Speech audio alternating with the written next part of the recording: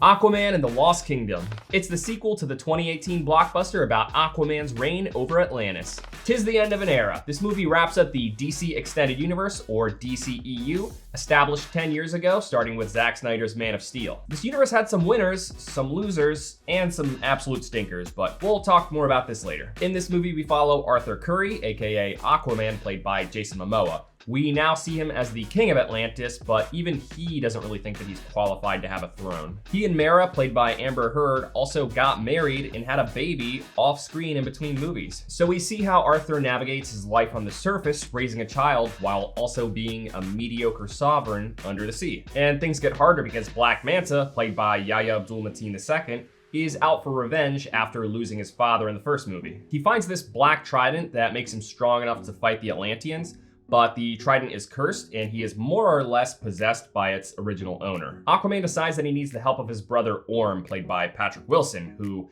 after his crimes in the first movie, is imprisoned in a faraway desert. He breaks him out and the two of them go on this misadventure to find Black Manta and put an end to his schemes that have been affecting the Earth's climate and aquatic life. So family is a big theme in this movie. Between Arthur having the Aqua baby, his mother being in the picture now, him teaming up with his brother, and his opponent avenging his father, there were a lot of things in this movie that revolve around family, but unfortunately, most of these relationships that could have been emotional felt very underutilized. Once you get through the first act, say goodbye to Arthur's wife and kid for a while. They will get picked back up much later once you have forgotten about them and really stopped caring about them entirely. His mom, Queen Atlanta, played by Nicole Kidman, you might have been excited about being back in the picture, but honestly, I wish I could say more than nothing about her. And throughout the second act, it really felt like they just didn't know what to do with Black Manta during this time. They have this doctor, played by Randall Park, kind of act as the innocent bystander, watching him slowly descend into madness. And by sending him into this pit of madness, they kind of just turned him into a vanilla evil villain, stripping him of all relatability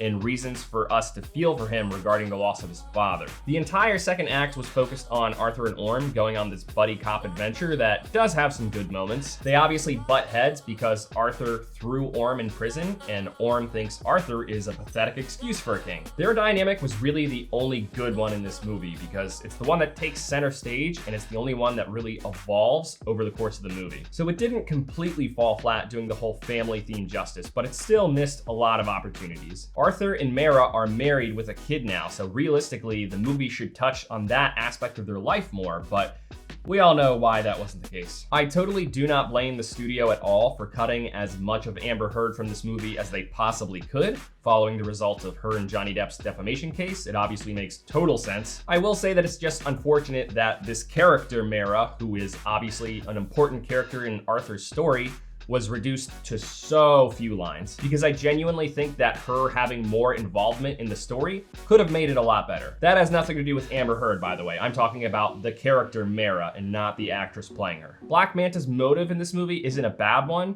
but again, there's just no emotions in him at all. He's just edgy and gratuitous. And the big thing is that he's all talk. He keeps talking like a ruthless killer, but then when push comes to shove, he spares more lives than he takes. He also had some pretty embarrassing lines in this movie. I'd like to share a couple with you. I'm gonna kill me a dead mermaid. I'm gonna kill a dead one. There's also a line where he's being all edgy and he's talking about how he's gonna burn Aquaman's kingdom to ash. This one's not a huge offender. He's obviously speaking metaphorically, but nevertheless, when I heard this one, I thought, it's gonna be hard considering that it's underwater. So I know some people really like Jason Momoa as Aquaman. Honestly, after the first movie, I wasn't that crazy about him. And now after this one, I am less crazy about him. I totally get the idea of letting an actor's personality bleed over into a character to make the portrayal seem more organic, but I just don't see Jason Momoa as this young, boozy, silly bro. He's clearly a grown man, but he sometimes sounds like Spider-Man, like he's an adolescent boy. And there were a couple of his lines that were honestly just a little bit cringy. It was almost as if an old timer was writing dialogue for somebody 2 generations down from him. I really wish they could have taken his portrayal of Aquaman a lot more seriously because the humor just didn't land with me. Whenever we get a new Aquaman in James Gunn's DC universe, I really hope that he is a lot more distinct distinguished and not written like a total man-child. Among many things wrong with this movie, the thing that bothered me the most was the way that exposition was delivered. Bad exposition is the thing that I have the hardest time looking past. And in this movie, the details that were communicated to us were not very seamless. We get these very on-the-nose details from a tape recorder and also a ghost possessing somebody, and that ghost detailing explicitly what they need to do and how it benefits both of them. In theory, both of these methods could have worked, but the dialogue just doesn't sound like how people naturally talk. It just sounds like they're talking to an audience. There are times where this movie feels like it's just checking off boxes of action movie cliches, while somehow still not really understanding how they work. Like there's a part where Ocean Master is facing the camera, and behind him, a mech is rising, and the music is scary and suspenseful, as if it's an epic moment. But we had already seen that mech before, and it wasn't really that big. This movie visually is kind of like the first one, so you can expect a lot of CGI. In this one though, I actually got a lot of Star Wars vibes. The technology they have in Atlantis is pretty advanced. There are interesting species of humanoids. We get a Jabba the Hutt-esque character, and vehicles floating underwater, of course, kind of feels like spacecrafts. There was a lot of good CGI in this movie, but occasionally some of it was a little bit questionable. The way that human characters looked underwater in this movie did not look quite as good as they did in previous ones. I really think that they should have been directed not to make too quick of movements, especially in the face. I kept noticing shots where characters' faces are moving quite fast while their hair is just floating in the water. It just looked strange a couple of times. There were also a few times where the CGI looked like early 2000s CGI, like some of the shots of King Atlan and his army and some of the shots of the mechs. When you think of how much time they had to work on the CGI because of delays,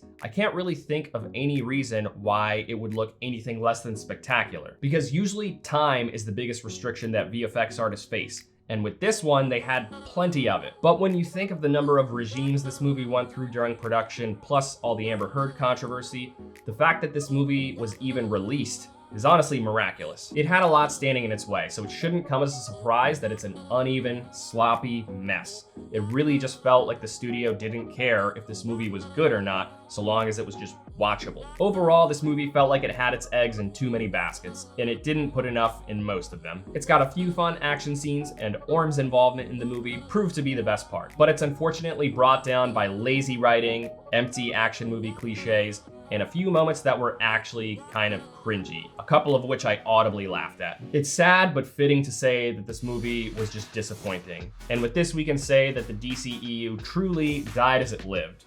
Occasionally entertaining, but generally disappointing. If this universe has a place in your heart and you want to see the last movie within it, then sure, you might enjoy it. But if you've never cared for the Snyderverse or comic movies in general, you will not like this movie. So the DC Extended Universe is officially behind us. James Gunn is now the head honcho of DC Films at Warner Bros. And has a whole soft reboot starting up soon. I, for one, am very excited for this reboot, but honestly, if it were my choice, I would make the call to just completely overhaul it, rather than leaving some of these characters in, which will probably leave the more casual viewers confused about why the returning characters are appearing beside different versions of characters from before. Also, the number of DCEU flops has turned so many people away from the DC universe. I truly believe to restore that interest, they need to cut off all ties from the old world. But I've heard many different opinions about the DCEU over the years. Some people loved Zack Snyder's take on these characters, others hated it. Some people loved Momoa's Aquaman and Gal Gadot's Wonder Woman, while others hated them. But the one thing that most people seem to agree on is that overall, this universe just felt aimless and incohesive. With a better long-term plan, better scripts, and fresh takes on these characters, the newly rebooted DCU has the potential to become something extraordinary. We also recently got news that an Arkham Asylum series would be included in this universe, and I am personally very excited. I'm thinking about making a video speculating on what the show could look like and who all could be in it. Definitely let me know down in the comments if you want to see more speculative content like that. But thank you for watching this review. If it brought you any value at all, please consider giving it a like. It really does help the channel grow. I'll see you later this week with my reviews of Rebel Moon Part 1 and American Fiction.